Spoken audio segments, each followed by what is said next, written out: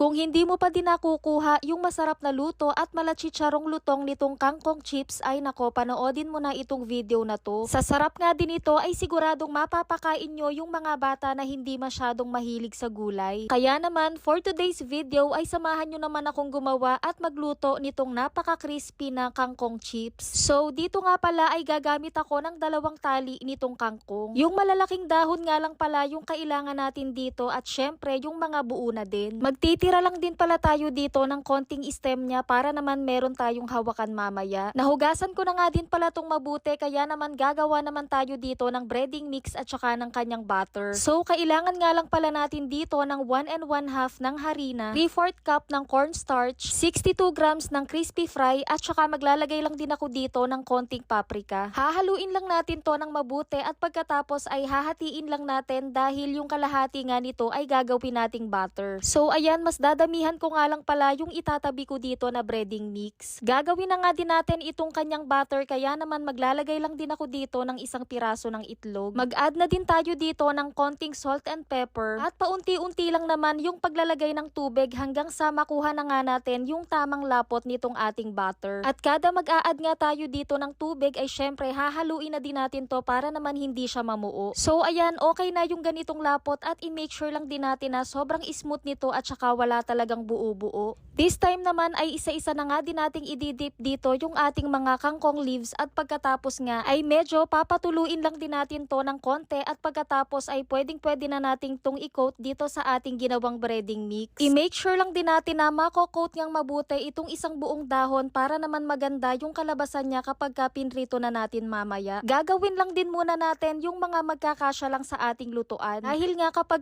kinoat agad natin tong lahat at saka medyo nagtagal nga sa lagayan ay didikit lang siya doon at hindi talaga maganda kapag pinrito na. Medium to high heat nga pala yung gagamitin natin na apoy dito para naman maganda talaga yung pagkakaprito niya. Kapag mahinang apoy lang kasi yung gagamitin natin dito baka bumigay itong kanyang coating at saka hindi din siya masyadong lumutong. Sobrang bilis lang din itong maluto at once nga na naging golden brown na siya ay okay na nga itong ating crispy kangkong.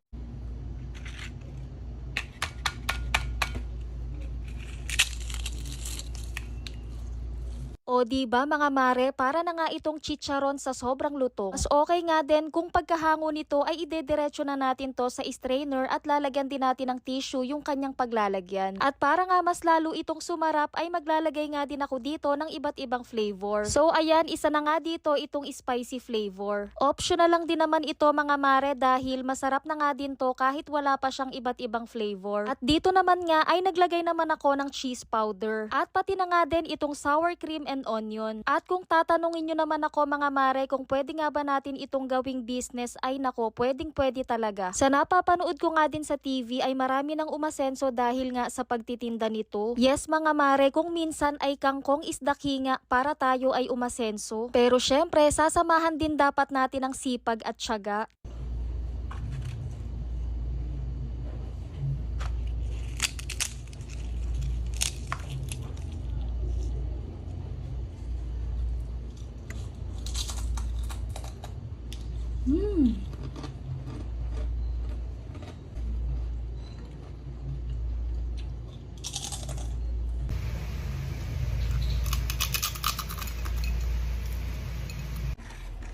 Masarap din siya sa may ketchup mayo sauce.